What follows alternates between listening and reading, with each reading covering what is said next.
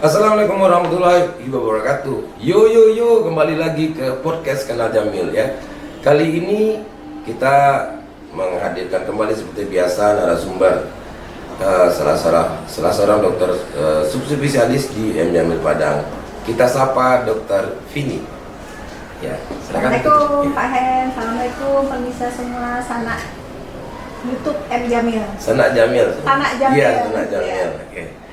Oke, Sanak Jamil, dulu kita sudah pernah membuat podcast bersama Dokter Pipin ya. Sekarang kita kembali ke Dokter Pipin. Ya, sekarang ini temanya itu adalah pentingnya untuk membasmi ya tuberkulosa pada anak. Karena menurut Dokter Pipin, belakangan ini kasus TBC pada anak itu malah meningkat. Nah, dan di samping itu ada juga yang masih membawa kumannya, jadi belum sembuh sama sekali, kumannya masih ada di paru-paru. Untuk lebih jelasnya tentu kita tanyakan kepada Dokter Pipin. Silakan Dokter Pipin. Ya, makasih Pak Hen. Ya, jadi ini dalam rangka peringatan Hari TBC sedunia. Oh iya. Nah, tanggal 24 Maret 2023 hari Jumat besok. Dimana tanggal 24 Maret itu kenapa selalu diperingati setiap tahun dan dikampanyekan oleh karena 24 Maret itu pertama kali bakteri tuberkulosis itu ditemukan oleh Robert Koch. Oh, jadi tanggal 24 Maret ya? Ya, jadi itu kemudian menjadi semacam hari yang kita jadikan tempat fokus kampanye. Nah, tuberkulosis itu adalah kuman ya, bakteri Mycobacterium tuberculosis, bakteri atau kuman yang bisa masuk ke dalam tubuh manusia siapa saja. Sebagian besar masuk melalui paru-paru, kemudian dia akan bisa sampai ke paru-paru, lalu merusak paru-paru dan tidak hanya di paru-paru. Nah, ini celakanya Pak Hen. Tapi bisa juga mengenai semua organ. Nah, sebutlah organ Pak Hen. Misalnya usus, bisa, apalagi ada tulang bisa. Jadi bagaimana tuh cara otak juga bisa lagi, selaput otak ya, ginjal, malah ibu hamil juga bisa di plasentanya. Nah, itu jadi dia itulah bahayanya. Cara masuknya bagaimana tuh Dokter Pipin? Kan ini kan setahu Sanak Jamil semua bahwa kuman TBC itu masuknya kan melalui pernapasan tuh. Ya. Kok bisa sampai ke usus, sampai ke tulang, sampai ke ginjal? Nah, bagaimana cerita itu? Ya betul. Jadi memang lebih dari 90% masuknya melalui terhirup, ya melalui saluran nafas sampai ke paru-paru. Nah, kita tahu dia sampai ke paru-paru. Di paru-paru itu sendiri kan ada banyak organ, banyak bagian kecil-kecil ya. Ada rongga udara, ada pembuluh darah juga, ada kelenjar dan saluran kelenjar juga. Nah, dia kemudian menyebar melalui bermacam-macam itu. Ada yang melalui saluran kelenjar ke kelenjar, dan ada juga yang lolos lah, melarikan diri lewat darah.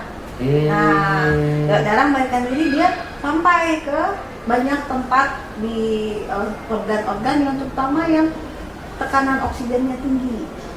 Misalnya di apex paru-paru ya, di selaput otak bagian basal, bagian di belakang kepala nih, kemudian di tulang belakang. Nah, jadi banyak tempat dia bisa sampai. Tapi dia tuh sukanya tidur, nanti dia tidur dulu di situ. Jadi orang nggak tahu ada dia. Gitu. Berarti semua anak ini atau semua walaupun anak dan dewasa itu punya kemungkinan sudah ada kuman TBC di dalam tubuhnya. Karena prevalensi TBC, penyakit TBC pada orang dewasa dan anak pada orang dewasa ini tinggi di Indonesia, kita negara 2 loh. Nomor 2 di luar dunia biasa, yang memberikan sumbangan jumlah kasus TBC terbanyak di dunia. Harus bangga ya. Nah, jadi kita perlu waspada iya. Mungkin sudah lebih dari sekitar hampir 50% sudah ada kuman TBC dalam tubuh si anak yang tidur. Ya paling tidak 30-40% lah. Yang sering kita tidak tahu dia sudah ada. Jadi bagaimana tuh Dokter Pipin agar kita tahu nih anak kita ini sedang ada kuman TBC yang tidur di dalam tubuhnya atau tidak ada? Nah, bagaimana kita membedakan? Nah, memang betul ya. Jadi kalau kuman TBC yang masuk ke dalam tubuh seorang anak maupun orang dewasa, tapi sebagian besar pada anak dulu ya, itu bisa setelah dia masuk tuh bisa kejadiannya berbagai-bagai. Maksudnya gini, ada yang dia langsung sakit berat. Nah, demam tinggi. Demam tinggi ya, dalam waktu 2 minggu, 3 minggu dia ada demam tinggi. Batuk berlahap. Lama demamnya sampai 2 minggu. Kemudian batuk lebih dari 2 minggu. Kemudian dia lemes ya, nggak nafsu makan, berat badan turun. Nah, malah kalau yang berat itu bisa sampai kejang langsung. Dalam waktu sebulan, 2 bulan, 3 bulan setelah dia tertular. Jadi cepat prosesnya. Itu siapa yang bisa jadi sampai berat begitu? Pada anak-anak yang tidak diimunisasi BCG. Yang kedua, pada anak-anak yang gizinya kurang sampai buruk. Nah, pada anak-anak yang ada penyakit lain yang daya tahan atau sistem imunitas tentara dalam tubuhnya itu kurang baik. Nah, itu bisa sakit berat ya. Nah, yang lain apakah semua jadi berat? Enggak, yang jadi berat itu sedikit ya. Tapi sebagian besar dia bisa menjadi yang TBC laten. Sebagian maksudnya lebih kurang hampir 50% jadi TBC laten. Apa itu TBC laten? Dia masuk kumannya, lalu dia kan kalau masuk kuman apapun masuk ke dalam tubuh kan tidak langsung menyebabkan sakit juga. Ada masa inkubasi ya. Masa inkubasi. Kemudian setiap tubuh kita kan punya daya tahan tentara. Ya, punya tentara kan. Nah, tentaranya itu kalau tentaranya cukup baik, dia akan bertempur lah. Bertempur, kemudian dia bereaksi. Kalau dia bisa menjaga jumlah tentara cukup, kemudian kuman yang masuk tidak terlalu banyak, kuman yang masuk ini bisa dikepung oleh tentara. Nah, kira-kira gitu. Kalau dia dikepung oleh tentara, dia nggak bisa kemana-mana, nggak bisa berkembang biak.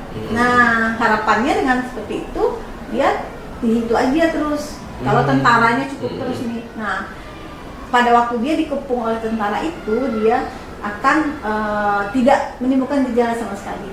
Jadi kita nggak tahu tuh, dia sudah ada kuman atau belum. Kita nggak tahu kalau kita lihat sehari-hari nggak ada gejala. Nah, itu yang namanya TBC laten. Tapi kalau kita uji, lakukan beberapa pemeriksaan, kita tahu oh ternyata dia udah TBC laten gitu. Misalnya dengan uji tuberkulin, dengan IGRA gitu ya, dibentuk namanya tuh, pernah banyak kan? Itu adalah salah satu cara mendeteksi ada atau tidaknya TBC laten pada tubuh si anak. Tapi dia sama sekali nggak ada gejala.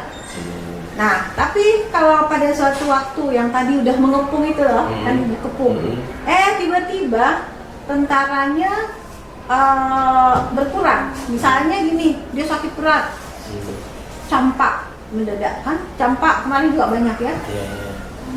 Sakit campak, kena virus campak. Nah, gara-gara nggak diimunisasi campak, dia kena virus campak. Nah, ternyata di dalam tubuhnya sudah ada TBC laten sebelumnya. Nah, si virus campak merusak tentara-tentara yang tadi udah bisa mengepung kuman TBC kan? Nah, kuman TBC. Jadi kalau rusak tentaranya, ya dia nggak berjaga lagi dong. Nah, lalu si kuman TBC jadi goreng. Ini tentara udah pada lemas, nggak bisa. Aku bisa berkembang biak gitu katanya kan. Nah, berkembang biak lah dia. Terus nanti muncul gejala, mulai demam tinggi, kadang nggak terlalu tinggi, batuk-batuk, mau diserang kelenjar, ya. Apalagi berat badannya turun, nggak nafsu makan, lemes. Nah, itu kalau udah itu gejala, kita sudah harus menduga ada TBC nggak ya. Jadi kalau ada anak menderita campak, kemudian 2 minggu, 3 minggu, sebulan setelah itu kok dia makin kurus, makin lemes. Harusnya kan kalau dia udah selesai campaknya dia baik kan? Dia baik lagi. Nah, ini kalau dia nggak membaik setelah campak, nah itu salah satu yang harus kita curigai, jangan-jangan TBC. Kenapa? Karena tadi dia udah merusak tentara yang tadi menjaga kuman TBC yang sudah ada tadi. Gitu. Jadi misalnya kemarin kan kebetulan ada pandemi ya, di pandemi itu kan kebanyakan pada daya tahan tubuhnya menurun itu. Apakah itu ikut mengambil andil untuk penambahan jumlah kasus TBC pada anak sekarang? Ya betul tadi Pak Hen mengingatkan ya bahwa memang sekarang nih di Indonesia kita memang kasus TBC anaknya masih sembunyi kemarin-kemarin nih ya, masih sembunyi. WHO memperkirakan jumlahnya lebih dari 100.000, tapi kita waktu itu belum mencapai. Nah, tahun 2022 jadi peningkatan karena pertama kita juga aktif, yang kedua memang ada efek pandemi juga. Kenapa gini? Coba Pak Hen pikir. Selama pandemi 2020-2021, anggaplah 2 tahun tuh yang paling fatal ya. Kira kita banyak di rumah nggak? Iya Kan? Kalau kita rumah sakit tiap hari ke rumah sakit. Tapi kalau yang pekerja lain kan banyak work from home. Anak-anak juga sekolah di rumah. Apa akibatnya? Anak dan orang tua berkontak lebih sering, lebih lama. Lalu yang kedua, kalau ada orang-orang dewasa di rumah tersebut yang bergejala batuk, karena takut nggak ke puskesmas waktu itu? Iya pasti takut. Nah karena itu ditahan-tahan aja batuknya kan. Kadang mungkin udah sebulan nggak pergi juga ke puskesmas. Lama 2 bulan, 3 bulan udah terlalu, mungkin udah batuk darah baru pergi ke puskesmas. Nah berarti menjelang dia sampai pergi ke puskesmas, orang dewasa yang batuk-batuk tadi, kira-kira udah menularkan nggak sama anaknya yang dari pagi sampai sore dia work from home dan school from home terus. Pastilah yang menularkan. Itu salah satu yang menyebabkan penularan pada anak yang selama masa pandemi itu secara logika pasti meningkat, ya. Nah kemudian yang kedua adalah juga banyak datang dalam keadaan berat. Kenapa? Begitu dia tertular kan kadang nggak tahu juga. Bapak terdiagnosis, lalu anaknya kadang-kadang lupa diinvestigasi. Padahal harus diinvestigasi, dicari. Nah kadang-kadang lupa atau nggak mau pergi ke puskesmas karena takut pandemi. Nah lalu anak yang mulai bergejala juga didiamin. Nah kami banyak di M Jamil didatangi pasien-pasien anak yang sudah berat. Ya, misalnya ini ya dari Kota Padang aja ada yang udah spondilitis, sampai waktu itu sampai nggak bisa jalan karena di tulang belakangnya mengalami rusak, lalu tulang belakangnya menjepit sarafnya jadi terjepit, kakinya bisa jalan. Nah datang ke sini, aduh kenapa nggak dibawa? Ya karena takut tadi. Jadi telat. Dituduh corona gitu ya. Nah jadi telat, takut ke puskesmas, takut. Jadi telat. Nah sampai alhamdulillah segera didiagnosis, diobati, alhamdulillah bisa jalan sekarang. Nah lalu ada juga yang sampai TBC miliar itu yang ternyata bapaknya. Nah bapaknya, dari kapan bapak sakit batuk-batuk? Dari Februari kan. Terus gimana? Bulan Oktober baru dia ke puskesmas karena makin lama makin sering, makin buat badannya kurus, baru dia ke puskesmas. Terus dia punya anak juga. Nah yang satu orang ternyata menderita demam-demam sampai kejang, sampai meningitis, dan sampai ada akibat radang selaput otaknya itu, otaknya itu lengket-lengket, aliran cairannya harus dari atas ke bawah mengalir, nggak jadi mengalir, tersumbat. Airnya tertumpuk, jadi hidrosefalus, tapi bukan kepalanya yang besar, tapi di dalamnya. Karena keluarnya kan ada tengkorak. Ya, bisa keluar lagi kan. Nah, sehingga terdesak lah otak-otak. Akhirnya dipasang TV samping. Untung dia masih cepat datang. Artinya tuh begitu kejang dia langsung ke MDM-nya. Didiagnosis hidrosefalus, pasang pipisan. Nah, selang dari otak ke lambung perut. Nah, keluar itu sadar. Alhamdulillah beberapa hari setelah itu membaik, sadar, dan sekarang alhamdulillah udah progres lah dengan pemberian OAT juga. Nah, jadi sebenarnya bayangkan 8 bulan bapaknya batu-batu ditahan-tahan aja, karena takut dia itu berefek sama anaknya. Betul. Kayak gitu tuh kita kadang lalai ya.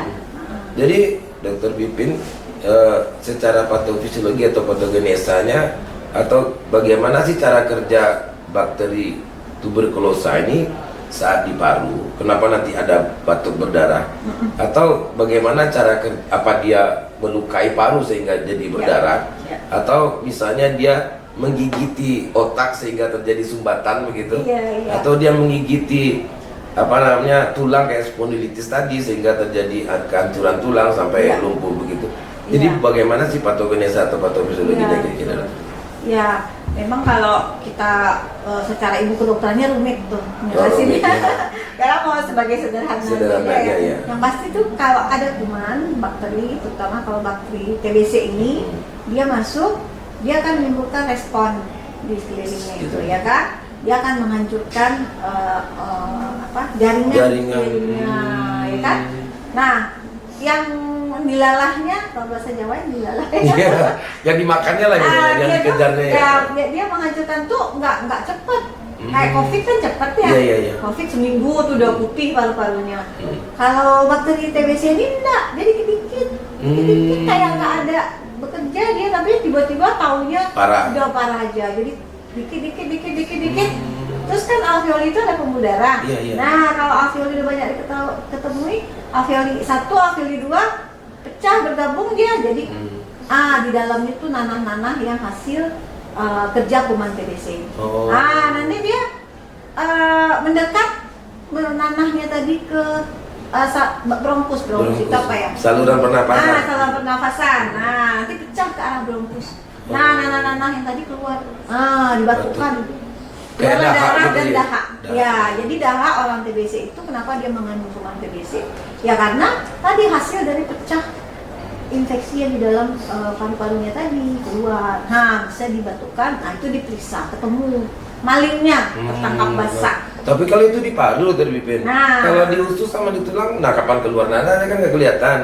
Betul. Gimana caranya itu? Keluhannya nanti apa? Sakit perut, ya.